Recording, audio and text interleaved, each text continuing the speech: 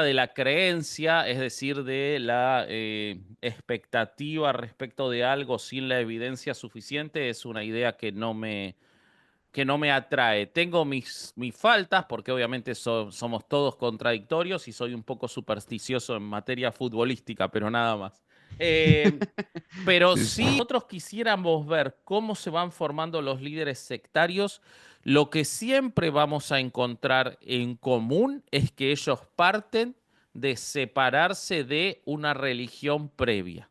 Entonces, lo primero que podríamos ver es que no puede haber sectas sin religiones y que una religión es solo, alguien lo dijo alguna vez, algún comediante lo dijo alguna vez, pero es una realidad. Una religión no deja de ser más que una secta de la cual el líder al cual seguían ya se murió. Tenemos la ventaja de que lo podemos decir. En México, por ejemplo, donde la iglesia y el Estado están separados constitucionalmente, el poder de la Iglesia Católica fue fuertísimo y lo sigue lo siendo, sigue siendo, sí, sí, sí. pero hoy, a diferencia de nunca, se le conocen los pecados a la Iglesia en México. Y conocer los pecados es perder poder. El poder absoluto no permite la filtración de los defectos. Atención, lo que estás a punto de ver y escuchar tiene como único propósito el entretenimiento. Es recomendable para público mayor de edad y la responsabilidad de los comentarios emitidos recae en su emisor. Se recomienda discreción. Con tus actividades del día. Mi querido Vasco, gracias por tomarte el tiempo, por brindarme la oportunidad de platicar contigo. No, un placer, un placer. Tú, Bobby, Corsario, Badía, Lolo y Borre son los 6 grandes culpables de que el día de hoy yo esté aquí sentado tratando de, de Muy jugarle mal. a esto del podcast. Yo no conocía el formato hasta que los empecé a escuchar hace ya 3 años. Yo creo que fue la primera Ok. vez que escuché algún episodio de Herejes y yo dije, wow, qué maravilla. Estas personas yo creo que pues se dedican a hacer lo que les gusta, hablan de los temas que les gusta y aparte pues han de ganar muchísimo dinero. Ya No, ahora esa entendí. última, la última parte no fue una fantasía nada más. Ya ahora entendí que la parte de hacer lo que te gusta y hablar de lo que quieres, pues sí, claro, pero lo del dinero, pues ahí está un poco Está más complicado. difícil. Está más Sí, difícil. Qué pero, bueno que alguien lo diga. pero te decía, Vasco, hace 3 años que escuché por primera vez Herejes y pues para muchos de los que escuchamos podcast, pues a lo mejor puede ser un momento de entretenimiento, de pasar el rato, pero quisiera abrir esta charla antes de entrar un poquito en el tema del que vamos a platicar el día de hoy, Vasco, que me dijeras qué ha significado para ti de manera personal el formar parte de un proyecto como Herejes el Podcast. Bueno, primero me sorprendí porque ya arrancamos grabando, así que me parece muy bien. Fuiste dinámico en serio. Eh, te quiero un par de cosas. Primero, muchas gracias por la invitación. Es una historia antes de dormir, pero conmigo es una historia al Al despertarse, ¿no? Así que despertar, exactamente. muchísimas gracias por la paciencia con el horario. La verdad que la diferencia horaria suele ser un problema para nosotros en herejes y tenemos que lidiarlo de formas como esta, por ejemplo, grabando a las 7 de la mañana tuyas. Muchas gracias. La verdad que nombraste 6 personas. Hay tres que las compartimos y que además no solo eso, sino que han sido fundamentales para que Herejes exista, que son los chicos de leyendas. La realidad es que si bien Herejes ya existía, si ellos no hubieran venido, si ellos y principalmente nuestro padrino Carlos Vallarta no hubieran venido a Herejes alguna vez, Herejes no existiría. Así que por supuesto que uno, guardando la relación de distancia, de importancia, cuando uno puede devolverlo yendo a otros proyectos, y aparte estuve pispeando un poquito tu proyecto y me gustó, hay que hacerlo. Eso primero que nada. Después, en cuanto a qué ha cambiado, a ver, para mí hoy es la mitad de mi vida, herejes, la mitad de mi vida, la mitad de mis ingresos, la mitad de mi actividad o a veces mucho más, a veces 2/3 de mi actividad en el día está vinculado con herejes.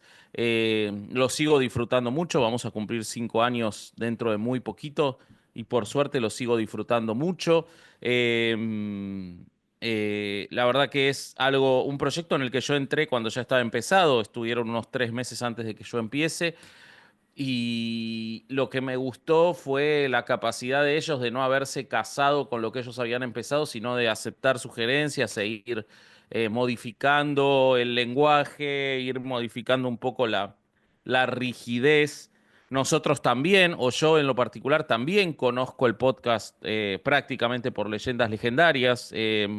Había escuchado algo de podcast en inglés, pero es un formato muy diferente y realmente el podcast en español lo conocí por Leyendas Legendarias y por Duques y Campesinos, así que lo que buscábamos era esa cosa, ¿no? De tres personas que por sobre todas las cosas le transmitieran a la gente la idea de ser amigos y de llevarse bien para que el oyente quisiera ser parte de esa charla. Lo que nosotros buscamos, y creo que lo hemos conseguido porque nos lo dicen mucho, es que el público rompa un poco esa barrera y sienta que está en la conversación. Tiene algunos problemas, ¿no? A veces te mandan algunos mensajes que creen que son tus mejores amigos, a veces te mandan mensajes... Creen que te eh, conocen de toda la vida, ¿no? Y sí, no, pero la verdad que es un riesgo que uno está dispuesto a correr y es muy lindo. Así que, ¿en qué me cambió? En darme la posibilidad de algo que yo siempre fantaseé, que es hablar, contar cosas, explicar cosas. Yo soy abogado, así que siempre lo había tenido que hacer a demanda y por escrito y de una forma un poco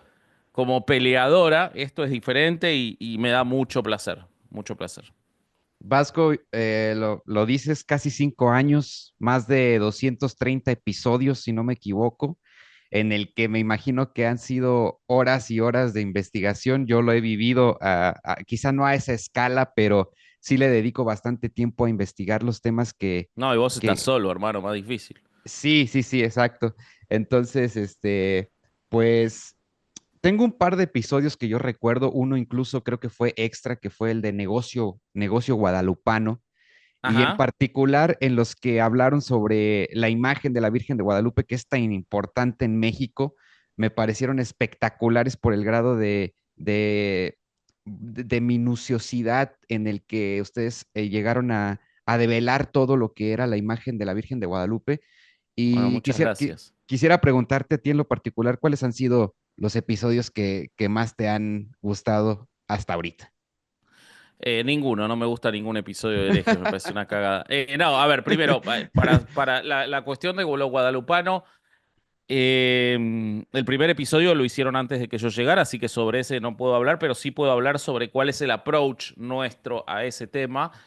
Nosotros en Herejes estamos convencidos de que México es muchísimo, pero muchísimo más guadalupano que católico. México es prácticamente un país pagano en lo que se hace a el análisis minucioso de la religión, la continuidad de la búsqueda de una diosa mujer viniendo de religiones prehispánicas se traslada a Guadalupe. Entonces es muy importante prestarle atención a Guadalupe porque explica México mucho más que el catolicismo. Entonces, por De eso acuerdo. tanta atención a ese tema. En cuanto a mis episodios favoritos, yo tengo una cuestión que muchas veces no son quizás los más logrados, porque yo no vuelvo a escuchar herejes, entonces yo no podría decirte si son los más logrados, a mí no me gusta escucharme, entonces yo escucho herejes cuando no Sí estoy pasa, yo sí nada pasa. más. Pero los que más he disfrutado haciendo, te podría decir, que fueron sin duda el Gauchito Gil y la difunta Correa, dos figuras mitológicas de Argentina, un episodio que tiene la particularidad de que se hizo dos veces y se grabó una porque Bobby se olvidó la primera vez de apretar rec, entonces se hizo dos veces, pero se grabó una, pero la Ah, segunda vez salió aún mejor y nos divertimos mucho. Entonces, es un episodio que queremos mucho. El episodio de exorcismos, que ustedes si se acercan a ver herejes, van a ver que son dos episodios, pero nosotros lo grabamos todo junto. Sigue siendo de nuestros favoritos. Ahí nació Cucurrul, que es una figura mítica famosísimo para los Cucurrul. seguidores de herejes. Sí, sí, sí. Y después me pasa que siempre el último episodio, como tengo fresca la investigación, le sigo teniendo mucho cariño. Acaba de salir el de la Iglesia Maradoniana y a mí me encantó, me emocioné grabándolo, se emocionó la invitada grabándolo. Nos está escribiendo mucha gente que también se emocionó, mucha otra gente que lo odió y sabíamos que iba a ser un capítulo y estábamos preparados para eso, que iba a ser un capítulo que iba a generar muchas pasiones, como las levantó Maradona en vida. No es un capítulo de reivindicación de Maradona, sino de intentar explicar cómo un jugador de fútbol se transforma en la figura de una religión, casi como si fuera Cristo, y hay muchos puntos de contacto. Entonces, para sus seguidores, entonces, fue un capítulo que a ver, fue un capítulo que me interpeló mucho a mí, porque yo soy fanático de Maradona como jugador de fútbol, pero siempre me ha molestado mucho su conducta personal. Y el reanalizar todo eso y hacer las paces con todo eso es un capítulo que me interpeló muchísimo, entonces me gustó un montón. No lo he escuchado todavía, pero sí sé que salió apenas que ayer, ¿no? Ayer. Me levanto y me voy. O sea, no hiciste la tarea, me levanto y me voy. Todavía no, porque No estaba escuchaste preparando. hasta el último episodio, sos un desastre. Estaba preparando el del día de hoy. Impresionante. Yo escuché todos tus episodios para venir. No te creo. No te creo, Vasco. Y me Oye, niego a que me tomes examen. oye, Vasco, otro de los grandes episodios que tienen es el de los testigos de Jehová. El otro día quiero iniciar ahora sí ya la plática sobre el tema del día de hoy, que es prácticamente pues hablar un poco sobre las sectas, específicamente a tocar un poquito el tema del Templo del Pueblo, la Sí, figura de Jim Jones y sí, sí, sí. Jonestown. Pero quiero comenzar con una pequeña anécdota. Hace una semana exactamente, sábado 8 de la mañana, tocan la puerta de mi casa, tu casa, Vasco, salgo y me topo con Dame la escritura entonces. dos personas, miembros de los Testigos de Jehová, otro de los Uf. grandes episodios de Herejes el Podcast. No tenía mucho que hacer esa mañana, Vasco, y cometí el ¿Vivís en una tremendo... casa a la calle? O porque Sí, yo no, a mí no sí, me ha sí, sí, pasado nunca. Siempre viví en edificio y no me pasó nunca. Me imagino que vivís en casa a la calle. Es un fenómeno correcto. que me encanta cómo ellos quieren llevar a todos al reino de Dios, pero solo golpean en casas a la calle. Como que si Todos requiere los que más viven en trabajo, no lo edificio, no, hace. Sí, sí, sí, sí. exactamente. Estás condenado, estás condenado. Sí, Pues decime entonces.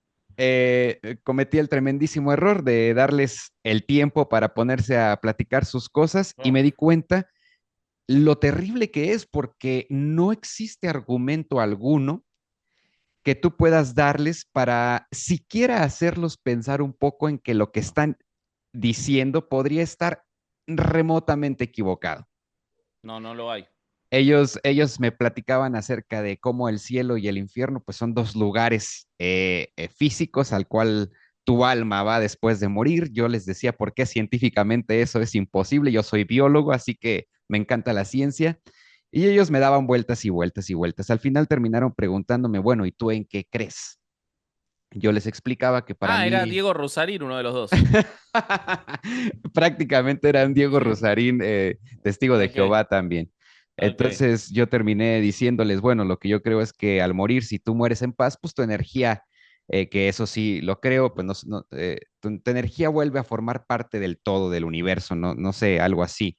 Y si al Por morir, supuesto. al momento de morir, tú mueres intranquilo, pues creo que a lo mejor tu energía no vuelve del todo, sino que por ahí algo debe suceder, no sé. Para iniciar esta plática relacionada con las sectas y que los testigos de Jehová es de las más famosas y de las más grandes que existen actualmente, Vasco, ¿tú en qué crees? ¿Qué es lo que tú crees? Yo no creo en creer, por empezar, con lo cual la idea de la creencia, es decir, de la expectativa respecto de algo sin la evidencia suficiente, es una idea que no me atrae. Tengo mis faltas, porque obviamente somos todos contradictorios y soy un poco supersticioso en materia futbolística, pero nada más. Eh, pero Sí, sí, a mí el episodio que hicimos con Fabricio Ballarini, un especialista en el cerebro, y que hablamos sobre el alma, me reafirmó a muy través bueno, ese sí me lo eché Ah, todo. muchas gracias. Ese Nos sí, gustó. Uno de mis favoritos, sin duda, sí, sí, también. sí. A mí me reafirmó algunas cosas que yo ya, sin la formación que él tiene, me daban vuelta en la cabeza. Yo estoy convencido, y lo que voy a decir va a parecer banal, pero no lo es porque hay evidencia científica atrás de esto. Pero siempre me pasó que yo estoy convencido de que lo que nos pasa es que quedamos en el cúmulo de la gente que tocamos en nuestras vidas. Esto no aplica a sacerdotes, ¿ok? Sí lo ¿Sí? platicaban en el episodio justamente, pero En el cúmulo de la gente con la que interactuamos para bien o para mal. O sea que si nos portamos mal, y hay evidencia de eso, de cómo muchas veces quien se portó mal deja más rastro que quien se portó bien, lamentablemente. Nos gustaría que fuera al revés, pero no pasa por parte de lo que es el cerebro humano. Y creo que, más allá de que, por supuesto, hasta el último gramo de nuestro cuerpo pasa a volver a la naturaleza y va a seguir en el universo hasta que este universo se reconvierta en otra cosa y seremos parte de esa otra cosa en la que se reconvierta el universo, Exacto, la exacto. electricidad que corre por nuestro cuerpo, el agua que está en nuestro cuerpo y cada átomo que pueda ser consumible van a ser consumidos por alguien más o por la Tierra, y entonces desde la parte biológica eso a mí me da mucha paz. La idea de que yo estoy conformado por pedacitos de otras personas y de otros animales y de otras plantas que vivieron hace cientos de miles de años y que yo voy a seguir conformando a otros que van a estar ahí. Y desde la parte de lo que hice en mi vida, creo que la idea de que juntando a todas las personas que me conocieron se puede volver a constituir mi persona, a mí me resulta muy pacífica y me gusta mucho. Y creo que eso es lo que somos. Somos un elemento y creo que el podcast es una gran extensión de eso y es lindo y es gratificante.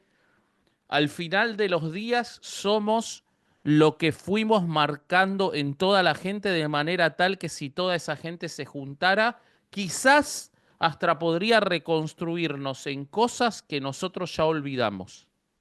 Y eso Wow. para mí es muy gratificante. Sí, sí, sí. De hecho, fue de las cosas que más me llamó la atención en ese episodio porque hablaban sobre precisamente cómo todos de alguna forma podemos hasta tomar actitudes de otras personas que estuvieron antes que nosotros sin darnos cuenta, porque esa información Ujú. se va transmitiendo de una manera muy especial. Y me llama mucho la atención esa perspectiva y me gusta mucho. Vasco, gracias por compartirla. Por Y nada. bueno, hasta hace unos años que serán 10, 15 años quizá, si yo escuchaba la palabra secta vasco, lo primero que a mí se me venía a la cabeza era pues un montón de tipos en un círculo con capuchas haciendo por ahí alguna... Todos vimos Los Simpson, tranquilo, todos vimos Sí, Los sí, Simpson, sí, sí. sí, no, inmediatamente la palabra secta evocaba pues un tinte satánico, un tinte malo, un tinte demoníaco, pero la realidad es que actualmente esa línea que pudiera marcar un poco una diferencia entre lo que podríamos conocer como una secta o lo que podría tratarse de una religión o lo que podría ser una organización comercial incluso o tu trabajo. Eh, Sí, esa claro que línea, sí. esa línea se ha desdibujado de tal manera que hoy es muy complicado distinguir cuando estamos en un entorno sectario, dentro de una organización coercitiva. Entonces, quisiera iniciar desde lo más general, Vasco, y poco a poco irnos adentrando en el tema del Templo del Pueblo y de Jim Jones, e Ujú. iniciar platicando un poco acerca de cómo es posible en el contexto actual darnos cuenta de que estamos siendo absorbidos por una secta, cómo podríamos redefinir las sectas hoy en día y cómo podríamos darnos cuenta de que estamos frente a una organización que pudiera clasificarse como tal. Ok, ok. Es interesante lo que planteas en cuanto a extender el concepto de, de, de secta a un montón de lugares, ¿no?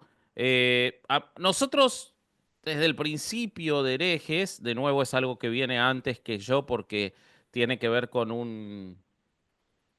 una admiración y un seguimiento de Bobby. Hemos seguido mucho las ideas que plantea Steve Hassan, no sé si lo conoces. Steve Hassan es un sobreviviente de la secta de los Moonies, de una secta coreana que tuvo, sigue teniendo, pero tuvo mucha preponderancia en los Estados Unidos, en los 70s y 80s, hacían matrimonios multifamiliares, recolectaban dinero utilizando un montón de técnicas muy inmorales, por supuesto, una secta de control mental.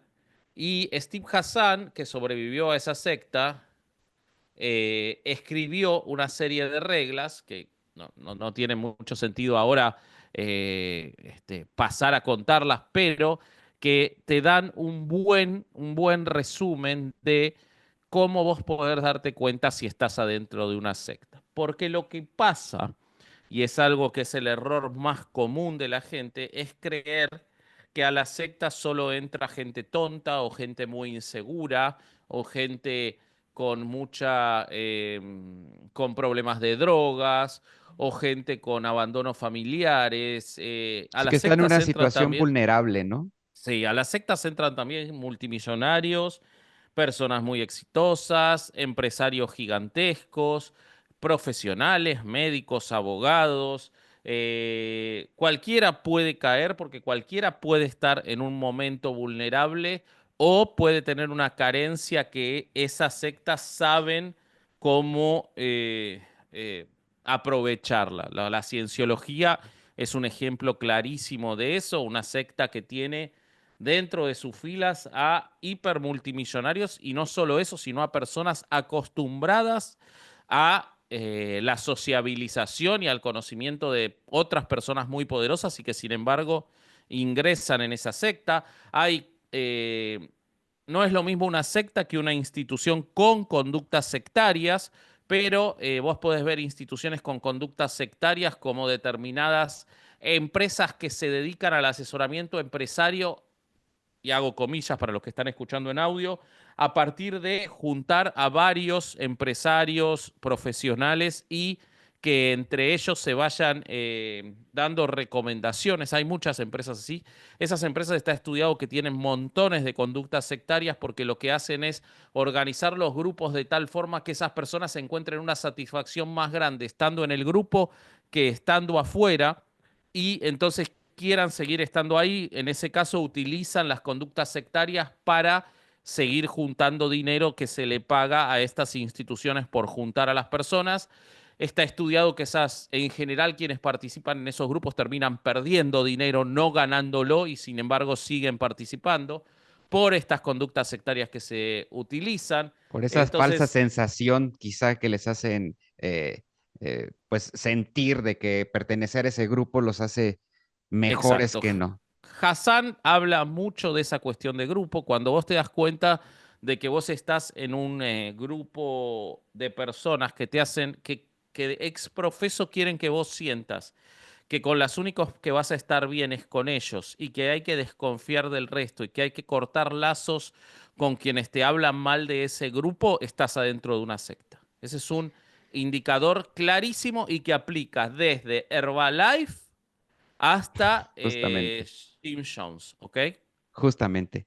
Eh, Me llama muchísimo la atención porque justamente acabas de describir gran parte de lo que seguramente miles de personas sentían en esos años, en los años 70 en California, en San Francisco, perteneciendo al Templo del Pueblo, porque claramente, y me voy a adelantar un poquito, pues Jim Jones aprovechó grandes problemáticas sociales para hacerle creer a la gente que dentro de la organización, dentro del Templo del Pueblo, estaban mejor, estaban protegidos de agentes externos sociopolíticos que querían dañarlos y por eso es que la gente estaba ahí.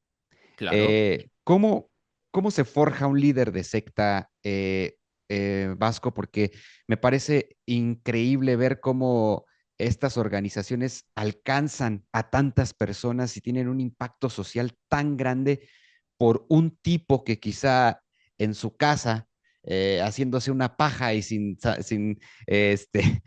tener ni la más mínima idea de lo que quieren, ni de lo que, ni una visión clara, empiezan ahí a retorcer en su cabeza ideas. ¿Cómo se crea un líder de secta? En el caso de Jim Jones, yo vi el caso, lo analicé y lo van a poder escuchar todas las personas que están viendo o escuchando este episodio, la versión documental donde ya explico más a detalle toda su vida. Ah, ok, ok, perfecto, perfecto. Yo analicé que, bueno, viene de una familia donde su padre con una enfermedad crónica estaba prácticamente ausente y su mamá pues era una persona que además de dedicarse a trabajar, pues prácticamente no le prestaba ninguna atención. Sí, Entonces, Jim poco a poco en Indiana, que es el estado donde él nació, fue relacionándose con ideas por sus vecinos, que sus vecinos eran los que lo acogían y los que le daban Acogían, comida, ¿eh? acogían, Acogían. Sí, acogían. no eran sacerdotes. Sacerdotes.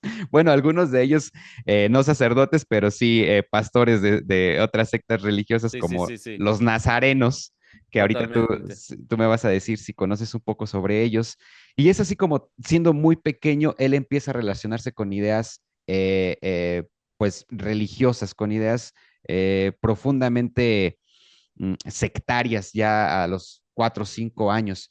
Este caso de Jim y cómo él se empezó a relacionar con la religión, ¿aplica también para otros líderes de secta o es completamente diferente y depende exclusivamente del sujeto?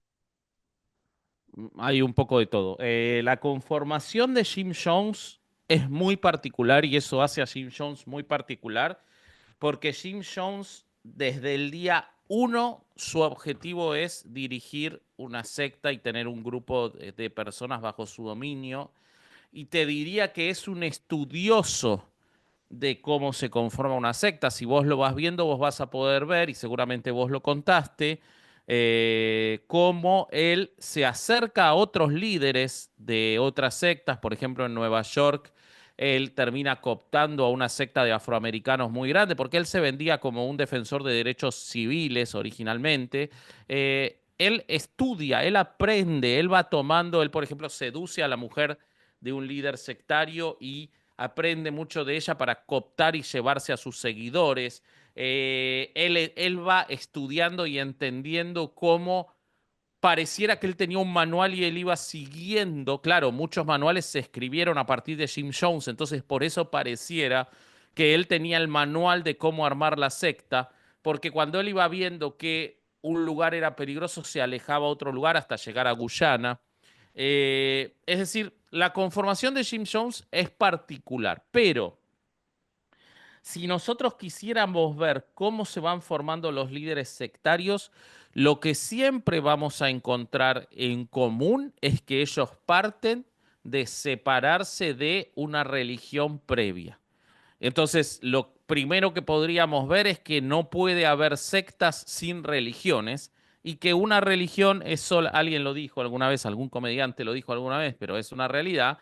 Una religión no deja de ser más que una secta de la cual el líder al cual seguían ya se murió. Esa es la diferencia entre una secta y una religión en términos estrictos. En realidad, si vos te pones después muy estricto en cuanto a el control de, mental y la idea de no poder dejar salir a una persona y todo eso, claro, las sectas son diferentes de religiones como, no sé, el catolicismo tradicional en el cual realmente no les importa si entras o salís y nadie te va a venir a buscar. Pero yo creo que eso tiene más que ver con que el catolicismo es tan grande que ya no tiene esa conducta de pulpo y se volvió parte del Estado, pero el catolicismo inició como una secta y tenía conductas profundamente sectarias, si no, pregúntenle a Hipatia de Alejandría, por ejemplo, ¿no? Entonces, la conformación de un líder sectario siempre parte de la separación de alguien por una búsqueda de hacer las cosas distinto. Es decir, de casualidad no se forma un líder sectario. El líder sectario busca eso. El líder Ok, sectario es una ok, ok. persona muy vertical, es una persona que en general no acepta la opinión de terceros, por eso suelen separarse de otras religiones o de otras sectas. Es una persona que en general tiene antecedentes de violencia y de verticalismo en su casa o en su entorno. Si uno analiza a un líder sectario y a un asesino serial, y esto estoy hablando en serio, realmente no suele haber muchas diferencias en cuanto a sus patrones de conducta y en cuanto a sus antecedentes. Justo estaba Eh, pensando un poco en Charles Manson, perdón que te interrumpa, sí, Vasco, claro, de él, cómo él es las dos cosas. ajá, y cómo él encontró precisamente el tiempo que estuvo en la cárcel a una persona que escribió varios libros. De hecho, uno de ellos creo que se llama Cómo ganar amigos o Cómo influenciar sobre las personas, una cosa así, que era parte de los cursos que impartían en la prisión. Y a Ajá. partir de ahí, precisamente, él empieza a tomar ideas, empieza a plantearse el cómo, una vez que salga de prisión, puede empezar a reunir un grupo de personas que lo Claro. sigan de manera ciega. Entonces, me parece bastante interesante cómo yo tenía la percepción de que más bien podría ser algo muy casual, No. pero tú me dices que es algo que ellos planean. No hay antecedentes como para que uno pueda ver que es casual. En la mayoría de los líderes sectarios que hemos visto, desde Jesucristo, Mahoma o quien se te ocurra para acá, hay una búsqueda, hay una idea, hay una concepción, quizás no de voy a explotar a esta gente, esa parte sí en muchos casos termina ocurriendo porque se dan cuenta de que pueden, pero sí hay una concepción de yo soy un líder y tengo algo para darle a la gente para que me siga. Y voy a buscar que esa gente me siga. Y voy a pelear porque esta gente me siga. Esa conducta está en todos los líderes sectarios. Y también está en todos los líderes sectarios la idea de, y si no me siguen son unos traidores. Entonces, todo eso obviamente, conforme tienen poder, como cualquier persona que tiene poder, eso no es exclusivo de los líderes sectarios. Si vos lo vieras al Corsario en un show en vivo, es una cosa insoportable.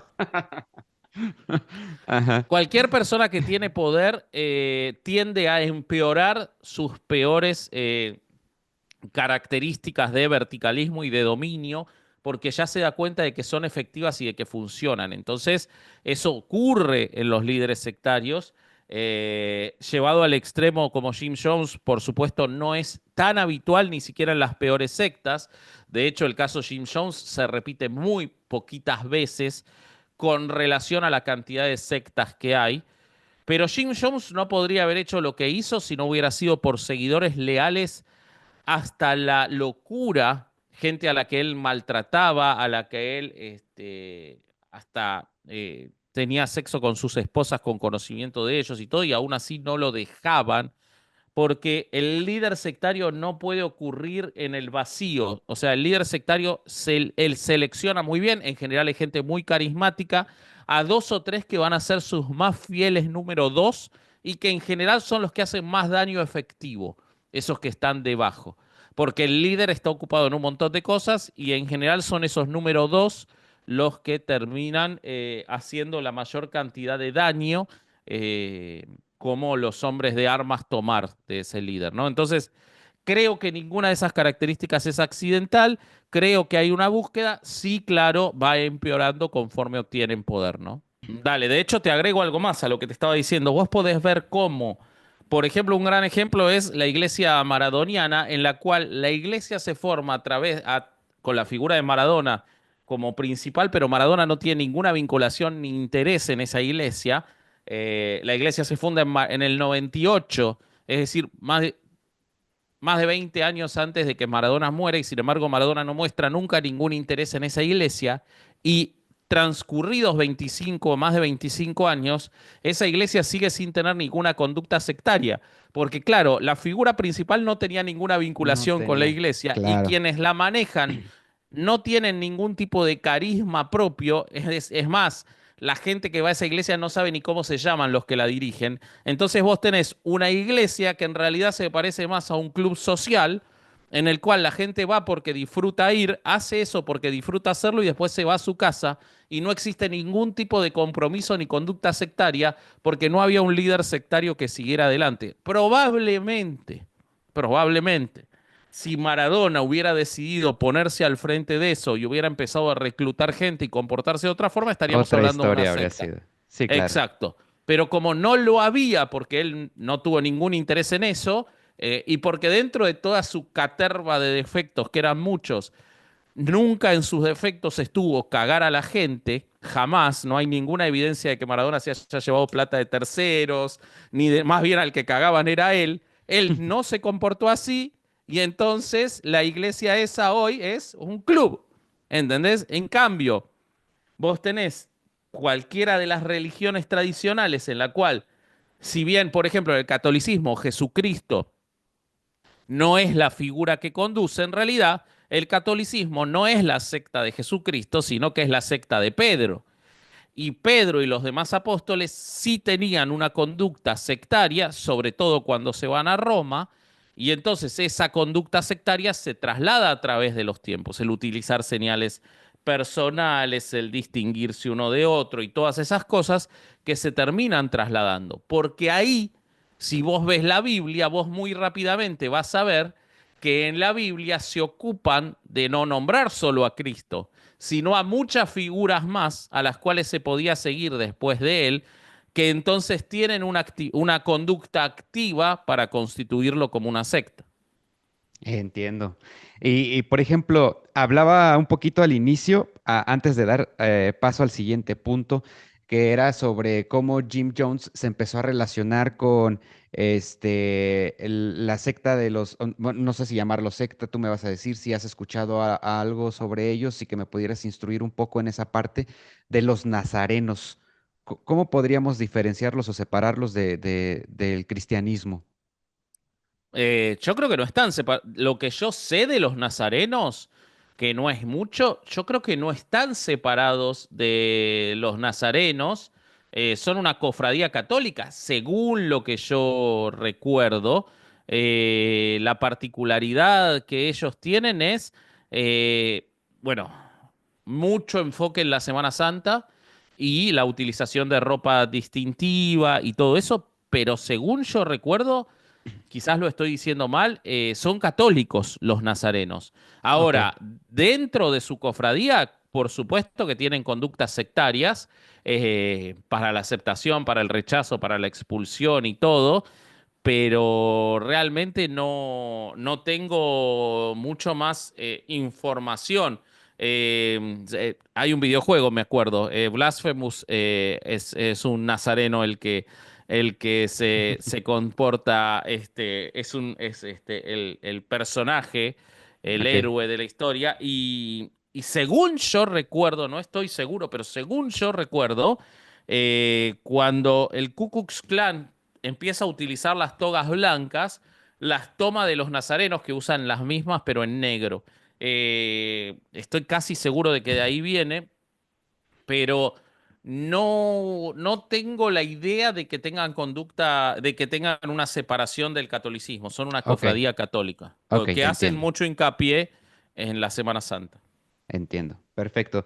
Mi querido Vasco, nos han hecho creer, o al menos esa impresión me da a lo largo de muchísimo tiempo, que las religiones están o deben estar separadas del Estado, de la política y de cualquier otra cosa que influya en la sociedad de esa forma. Sin embargo, creo que hoy, más que nunca, esto es completamente una falacia, una mentira. Creo que las religiones, la política, van muy de la mano en muchos aspectos. Lo vimos en los episodios que han grabado sobre la luz del mundo y cómo estos influenciaron tanto la política, no solo en México, sino en otros países de Latinoamérica.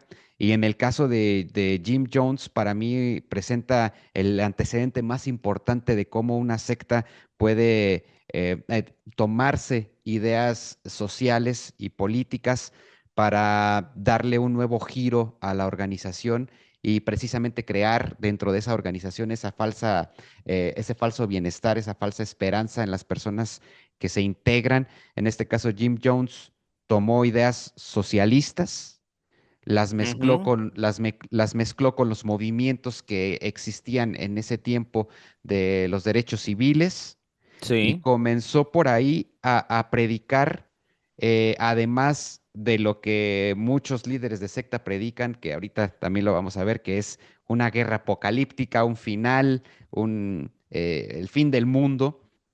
Pero me llama mucho la atención de cómo, y no sé si tú me puedas ayudar un poquito a desarrollar más esta idea, de cómo las religiones, sectas, se involucran de manera muy activa y que forma parte hasta uno de sus más importantes objetivos en la política. Por qué pasa esto y de qué manera le dan a la secta un nuevo nivel? A ver, en primer lugar, una cosa en la que no estoy de acuerdo con lo que decías, es un detalle, pero no es hoy más que nunca que las religiones están vinculadas en el Estado, porque de hecho las religiones han dominado el Estado en la enorme mayoría de la historia del mundo. O sea, si nosotros, con todos los defectos que tiene la actualidad, yo soy un gran defensor de la actualidad, o sea, con todos los defectos que tiene el mundo actual en el que vivimos, hay muchas cosas en las cuales tenemos que estar agradecidos. Una de las cuales es que por lo menos no existen las religiones en la mayoría del mundo no constituyen el gobierno del Estado, si bien por supuesto que lo influyen, y ahora voy a entrar en eso, y lo influyen y no deberían.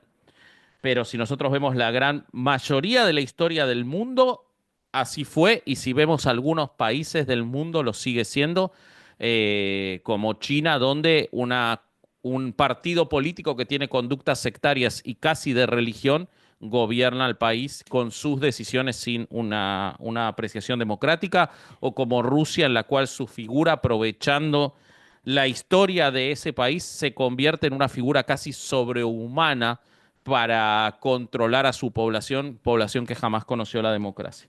Pero sacando eso, creo que vivimos en una época no solo en la cual las religiones tienen menos influencia que en la enorme mayoría de la historia del mundo, sino que Ok, podemos ok. darnos cuenta y podemos decirlo, cosa que en otro momento nos hubiera valido a vos y yo por esta conversación la hoguera. O sea, Sí, definitivamente. creo que en ese sentido estamos en un lugar un poco mejor, lo cual no quiere decir que sea bueno.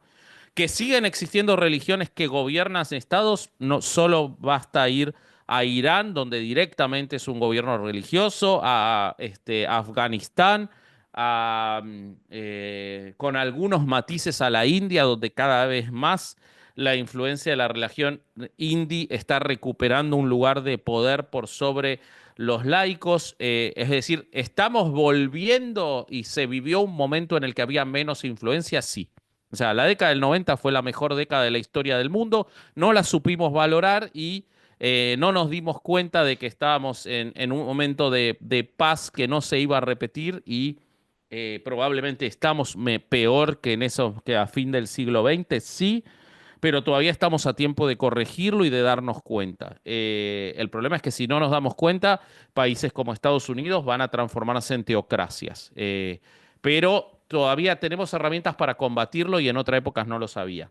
¿Por qué ocurre esto? Bueno, ocurre por una serie de factores. Hay un libro maravilloso que se llama Why Democracies Die, no me acuerdo el autor, ¿Por qué mueren las democracias?, que te explica cómo la penetración del, por ejemplo, en Estados Unidos, de los evangélicos ha ocurrido porque las instituciones civiles lo permitieron, y hoy ya es muy difícil revertirlo. ¿Por qué ha ocurrido eso? Porque la sociedad y el capitalismo tardío no ha sabido dar respuestas a la población, no ha sabido dar respuestas a las necesidades cambiantes de la sociedad, y las religiones, que tampoco dan respuestas, les han hecho creer que sí pueden, y entonces la gente, en una necesidad desesperada, va hacia esos sectores. Eso lo puedes ver en Brasil, donde, por ejemplo, los evangélicos tienen tanto dominio que controlan los medios de comunicación, a tal punto que Lula da Silva, un socialista, tuvo que aliarse con los evangélicos para poder ganarle a Bolsonaro. Ujú. ¿Por qué ocurre esto? Por lo que te decía. ¿Se puede combatir? Sí, por supuesto que se puede combatir. Eh, Hay que hacer el trabajo de todos los días para combatirlo, y hay que reclamarle a los estados que todavía siguen siendo laicos que no permitan la penetración de todos esos grupos. Tenemos la ventaja de que lo podemos decir. En México, por ejemplo, donde la iglesia y el Estado están separados constitucionalmente, el poder de la Iglesia Católica fue fuertísimo y lo sigue Lo siendo, sigue siendo, sí, sí, sí. pero hoy, a diferencia de nunca, se le conocen los pecados a la Iglesia en México. Y conocer los pecados es perder poder. El poder absoluto no permite la filtración de los defectos. Que sepamos las cosas que hizo Maciel es un avance, aunque no parezca. Que sepamos las cosas que hizo Norberto Rivera es un avance, aunque no lo parezca. Sí, sí, Es sí. decir, no se puede negar que el catolicismo sigue teniendo preponderancia, pero si vemos los números, el número de no creyentes en México ha aumentado. Ujú. Entonces, ¿la iglesia sigue teniendo poder? Por supuesto. ¿La luz del mundo gana poder? Por supuesto que sí. ¿Tienen el mismo poder que tenían en 1950? No, no lo tienen. Entonces, eh, yo soy optimista en que el propio agotamiento de esas conductas lleva a su caída y en que hay grupos que se van a encargar de que eso caiga. Yo, si me preguntás, yo estoy seguro de que en 50 años Irán no va a ser del gobierno de los ayatolas. Y no va a ser, no porque los invada Estados Unidos, porque Estados Unidos sí va a ser una teocracia en ese momento, sino porque la propia población ya está demostrando señales de agotamiento, como la propia población está demostrando señales de agotamiento en Israel, manifestándose en Sí, contra sí, de sí. Netanyahu y exigiéndole que Israel vuelva a ser un Estado laico. Entonces yo creo que la gran diferencia que tenemos, pese a que las religiones siguen demostrando ese poder, y lo demuestran, respondiendo a tu pregunta, porque las propias instituciones civiles han fallado en dar satisfacción a la sociedad, creo que hay un agotamiento en un montón de lugares. Y creo que la vida es pendular y entonces Estados Unidos se está yendo a una teocracia. ¿Por qué? Porque Estados Unidos fue fundada por puritanos. Puritanos que lograron ser vencidos por personas de la Ilustración, pero que nunca lograron ser vencidos del todo. Y entonces hoy vuelven a obtener ese poder porque, de nuevo, las instituciones civiles, el este y el oeste, más ilustrados, más laicos, se olvidaron del centro, lo menospreciaron, lo maltrataron, lo bastardearon, lo trataron de rednecks y de muchas otras cosas. Y entonces, ¿a quién iban a recurrir? Si las instituciones civiles no le daban bola, si las economías los abandonaron trasladando todas las fábricas a México y a China, y esto no pretendo hablar de México, pero es una realidad. Sí, ¿Quién iba a cooptar a esa gente si no eran las religiones? sí, sí, Si sí. todos los demás los abandonaron. Eh, Entonces, ¿cómo se deja eso? Y volviendo a ocuparse de la población. Me parece impresionante cómo actualmente hay más casos que podemos ver en los medios de comunicación en los que mujeres del Medio Oriente empiezan a manifestarse, empiezan a luchar por sus derechos de una manera que hace apenas 5 años pues sería inimaginable. Entonces, creo, Totalmente. creo en ese sentido que tienes mucha razón. Poco Y a te agrego poco, algo más, perdón. dime. Comparativamente, hoy hay más intrascendencia en luchar por derechos en esos países que en los Estados Unidos, donde se están dejando pisotear por todos lados. Entonces, vos ahí ves cómo todo es pendular y cómo, y yo lo dije hace poquito, el plan 2025 de Donald Trump que busca volver a una, más o menos al cuento de la criada, lo que va a hacer es despertar de nuevo a los movimientos civiles. Porque los movimientos civiles, como estaban en el dominio de la política, estaban acallados. Cuando se vean perjudicados, van a volver a actuar. Entonces, todo es pendular y la idea está en el equilibrio. Y bueno, a veces se va para un lado o para el otro porque, y tenemos que asumir nuestra responsabilidad, los que nos consideramos progresistas o liberales, de que en un momento empezamos a dar luchas muy pelotudas en vez de continuar las luchas que no estaban terminadas, creyendo que sí estaban terminadas. En un momento cometimos el error de creer que el Estado laico estaba instalado y no lo Sí, estaba. de pecar de confianza, de que ya todo Exacto, está. Sí, exacto, exactamente. exacto. Sí, sí, sí, sí. Bueno, retomando un poco el caso de Jim Jones y el Templo del Pueblo, un tipo que se preparó, estudió cómo crear una secta, tuvo como principal figura con la cual se obsesionó a nada más y nada menos que uno de los oradores más impresionantes que ha tenido la historia de del mundo, que ha sido Adolfo Hitler. Adoptó en su forma de dirigirse a las personas también una forma muy peculiar. Se agarró de problemáticas sociales y políticas y además como último, eh, pues como último paso, podríamos llamarlo de esta manera, y una vez que convenció a tantas personas de irse con él a Guyana, y creo que esto es muy importante porque también creo que cuando un líder religioso empieza a hablar sobre estas cosas es una tremenda red flag a la que hay que tener muchísima atención. Y es cómo empiezan a tener este discurso de que el apocalipsis está cerca. ¿no? De crearse un enemigo, de todos están en nuestra contra, hay que prepararnos porque el final está cerca. Esto es algo que creo yo, o al menos es lo que he visto, Vasco, que es repetitivo en las sectas. Por supuesto. Por supuesto que lo es y eh, es muy lógico que eso exista y tiene que ver con el miedo a nuestra propia mortalidad. Eh, Todas las sectas y todos los líderes sectarios que hablan del apocalipsis lo han planteado en el curso de su expectativa de vida natural o apenitas después, porque lo que trasciende detrás de eso, lo que se encuentra detrás de eso, es la idea de sin mí, ¿para qué va a haber mundo? ¿No? Entonces, cuando yo me vaya, se va a acabar el mundo o dentro de poco se va a acabar el mundo. Entonces, la idea con la que se juega en los seguidores de plantearles que en el curso de su vida biológica se va a terminar el mundo, no que se va a terminar, el mundo se va a terminar. Si había alguien de los que te sigue a vos que no lo sabía, los apocalípticos tienen razón.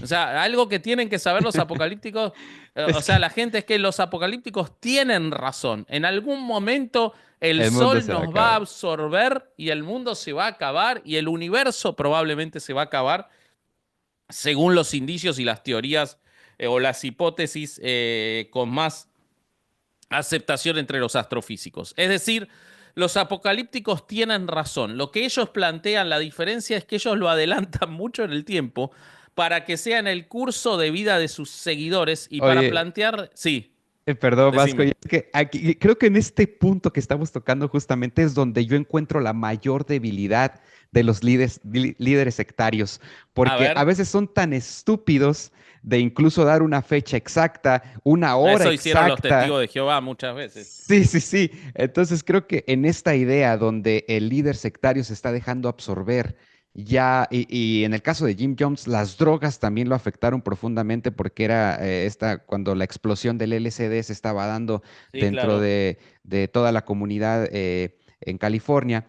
em, Cuando ya están absortos de esta idea de que el apocalipsis está por llegar, tenemos que prepararnos, el mundo está en contra de nosotros, el capitalismo viene por nosotros, es donde creo yo que encontramos las mayores debilidades de estos líderes sectarios, porque es donde cometen estas estupideces como dar una fecha exacta en la que el mundo se va a Sí. terminar. Pero no, me parece que no es una estupidez, es un riesgo que están dispuestos a correr, porque al ellos plantear una fecha cercana, Es corren, calculado. claro, ellos saben que se va a agotar, pero saben que hasta que se llegue a esa fecha, sus seguidores van a estar desesperados por hacer todo lo que diga el líder sectario. Entonces es un riesgo que están dispuestos a correr porque el disfrute y los objetivos que obtienen en ese periodo de tiempo pagan el riesgo ese. Fíjate cómo la fidelización que hacen los testigos de Jehová en los primeros años con la primera fecha del Apocalipsis es suficiente como para que los testigos de Jehová sigan existiendo hasta hoy. Y cómo ni siquiera la demostración de que era falsa esa fecha y de que se equivocaron hizo mermar el número de seguidores de los testigos de Jehová. Entonces es un riesgo calculado. Ellos saben que aún ellos tienen que elegir una fecha, esto es lo importante y esto es a lo que yo iba antes. La fecha que esos eligen tiene que estar dentro del tiempo de vida biológico de los seguidores. Porque si ellos dicen va a ser dentro de 200 años, a los seguidores no les va a importar moverse, porque ellos se van a morir igual antes. Entonces, Sí, sí, el sí. riesgo es calculado.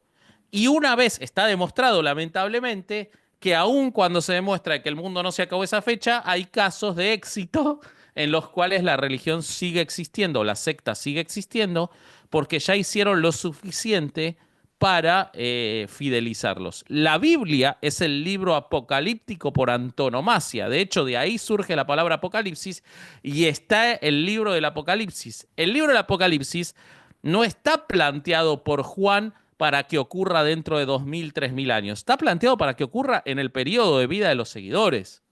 O sea, los Wow. primeros cristianos son los primeros apocalípticos. Por supuesto, eso después queda enterrado porque, claro, no ocurre y ya se hace tan grande la religión que no es importante que ocurra.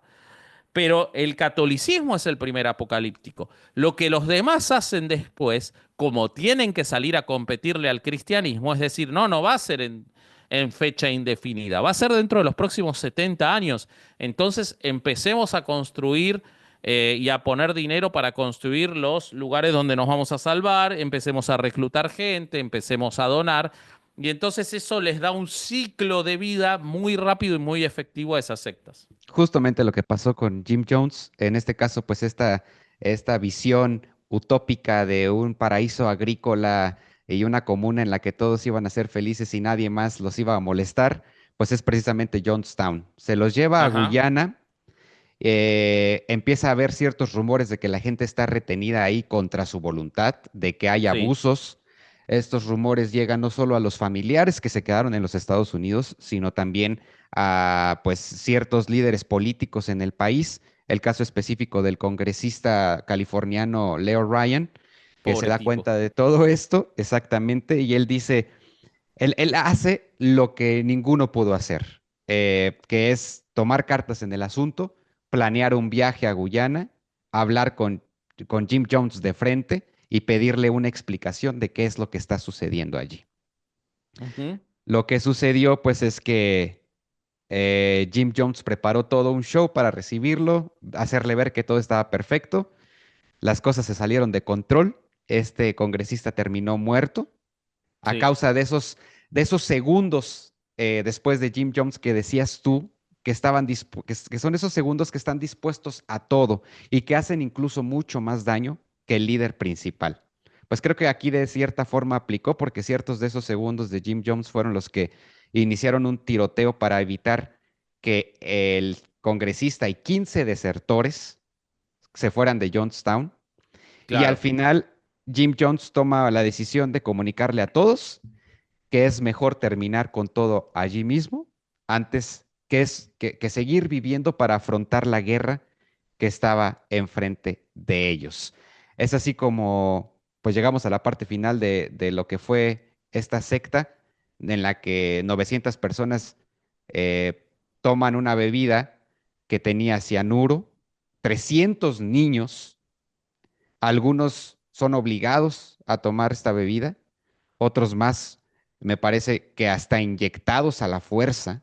Ajá. Así es. Y es aquí donde quiero hacerte la siguiente pregunta. Desde tu perspectiva, Vasco, ¿fue un suicidio masivo o fue realmente un asesinato en masa? Una pregunta que ha acompañado este caso con todos los que de alguna forma lo estudiamos y es muy difícil, creo, responderla, pero ¿tú qué piensas al respecto?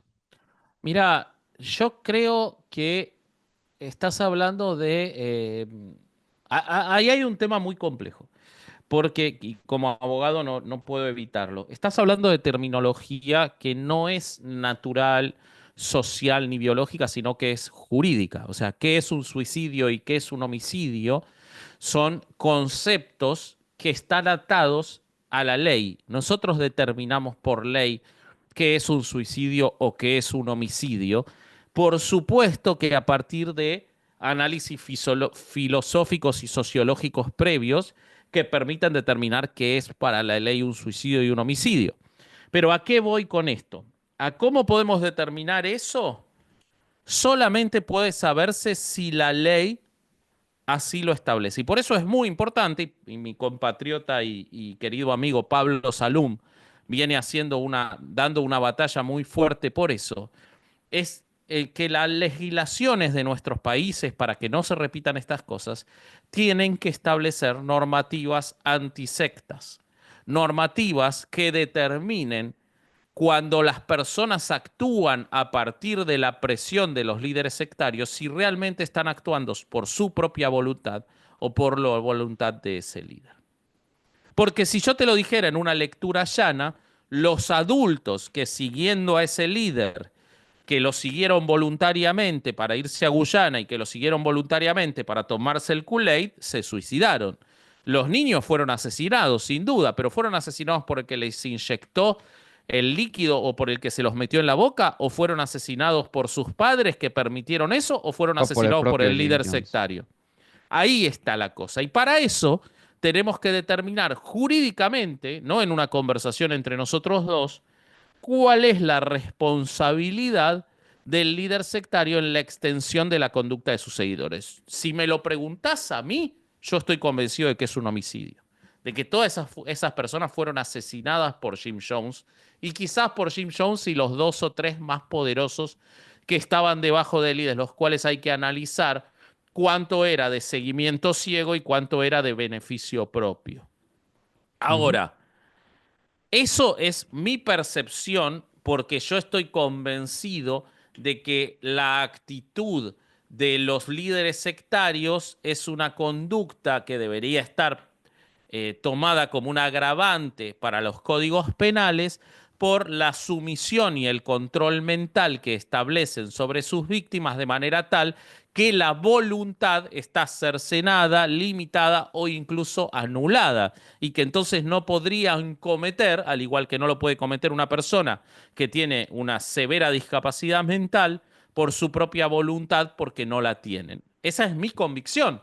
Pero hoy en día eso no está establecido en muchos códigos penales del mundo, con lo cual podría considerarse un suicidio. Es muy complejo de entenderse, como es de entenderse, no, de determinarse. De entenderse es muy sencillo, pero si no, no lo entendería yo. De determinarse es muy complejo Sí. porque no son conceptos que tengan que ver con la conducta, sino con cómo tipificamos esa conducta. Te, Entonces, es, te es muy hacía, difícil te, de te ver. hacía esta pregunta, Vasco, porque uno pudiera pensar que una tragedia como la que ocurrió en Johnstown, en Guyana, no iba a repetirse. Sin embargo, apenas el año pasado, una secta en África, sus seguidores creo que dejaron de comer durante bastante tiempo como protesta, quizá, y murieron, me parece que cerca de un centenar de personas por las mismas razones, entre comillas, que las que provocaron lo que Jim Jones llamaba como suicidio revolucionario en Johnstown.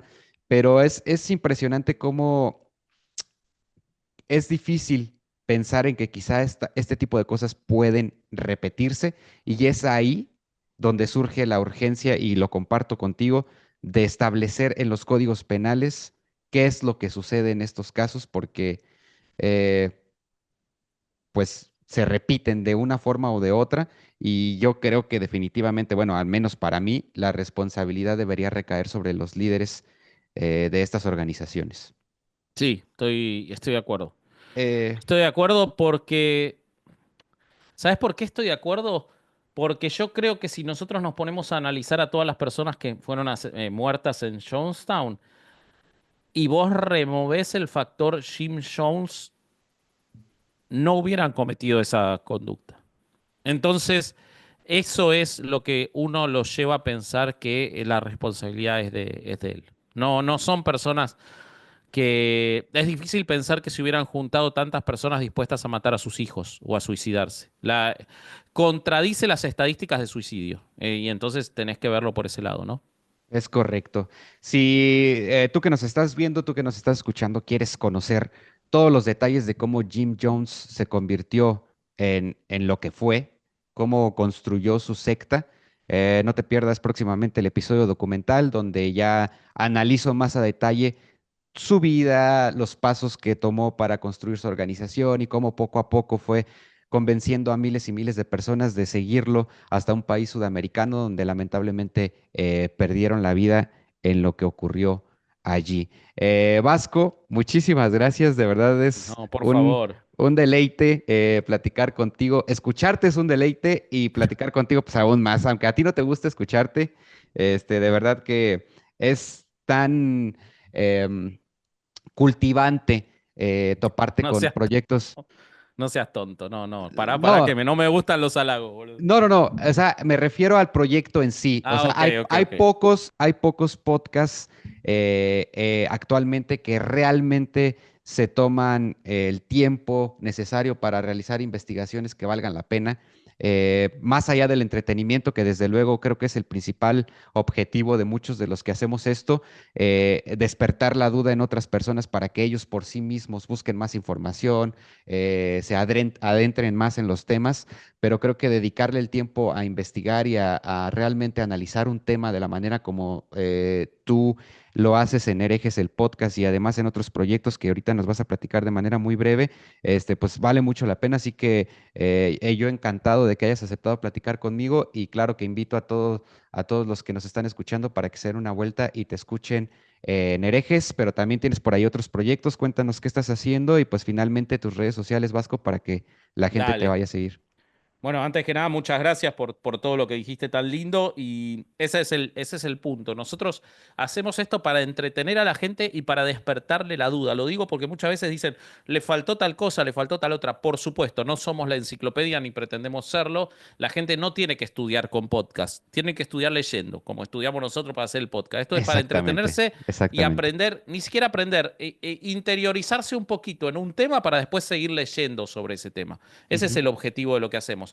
Herejes el Podcast sale todos los domingos en YouTube, en el canal de Herejes el Podcast y además en cualquier plataforma de audio ponen Herejes el Podcast y ahí tenemos todos los contenidos. Además yo hago con Bobby, uno de los co-hosts de Herejes, un programa que se llama Chismecito en el canal de Chismecito con Bobby y Vasco los lunes, miércoles y jueves en vivo a las 12 del mediodía México. Y en ese mismo canal y en ese mismo horario, con Caro Hernández Solís, una gran periodista mexicana, hacemos Hasta aquí mi reporte, que es un resumen de noticias también en vivo los martes y los viernes. Además, con Caro Solís estoy lanzando un programa nuevo que se estrena prontamente, o ya se estrenó quizás cuando salga esto, que se llama 8000 kilómetros. Historias desde México hasta Argentina, en el cual vamos a vincular la historia de dos personajes que se parecen, aunque no lo parezca, y la idea es que no somos tan distintos. El primer episodio es la historia de Chalino Sánchez y de Carlos Gardel. Ah, Va a estar muy lindo, va a salir estaría interesante. En el canal de Herejes, el podcast también. Me pueden seguir en mi red, donde hago muchas críticas de cine, porque yo soy un cinéfilo enfermo y donde hablo de muchas otras cosas. Yo soy vasco.hereje en Instagram y Herejes el podcast lo encuentran en cualquier lado, así como Herejes el podcast en cualquier red social. Muchísimas gracias, hermano. La verdad, me gustó mucho el programa, me gustó mucho lo que haces. Vi que tenés varios episodios muy exitosos, así que la verdad que felicitaciones, porque Gracias, Vasco. tenés lindos números y creo que ya creo que pasaste el threshold de número de suscriptores que hace que vas a seguir creciendo. Y Espero. eso me parece que es muy positivo, así que te felicito. Espero, Vasco. Mira, yo voy a grabar aquí una pequeña historia porque yo este episodio se lo voy a presumir a todos. La verdad es que no sé qué vaya a pasar con el proyecto, pero este episodio te lo apuesto que lo voy a recordar siempre porque ha sido, te lo decía, muy grato platicar contigo. Ahí está el buen Vasco de Herejes, el ¿Qué podcast. tal? Y pues nada, te agradezco muchísimo, Vasco. Te mando un abrazo y espero que próximamente podamos platicar nuevamente porque de verdad que hay tantos temas que se pueden compartir, de los que podemos hablar y que creo yo que al final de cuentas sí, entretenimiento, pero pueden despertar por ahí en alguien, ah, caray, creo que estoy en una secta, ah, caray, creo que en mi trabajo me tratan de una manera que no me gusta tanto y que se acerca a ciertas organizaciones que pudieran ser similares, ah, caray, creo que esto que estoy haciendo encaja dentro de lo que me dijeron, voy a investigar más, voy a ahondar en el tema y por ahí podríamos aportar algo un poquito más significativo que mero entretenimiento que digo y reafirmo es el principal objetivo de todo esto. Así que muchísimas gracias y espero nuevamente poder platicar contigo, Vasco. Gracias a vos, hermano. Y la verdad, mientras sea a las 7 de la mañana, cuando quieras. Yo encantado, lo disfruté mucho. Mira, Vasco, si me hubieras dicho que a las 3 de la mañana aquí hubiera estado, porque no iba a perder la oportunidad de platicar contigo. Muchas gracias, un abrazo hasta Otro, Argentina otro para y, vos. y nos vemos muy pronto. Chao, chao. Adiós.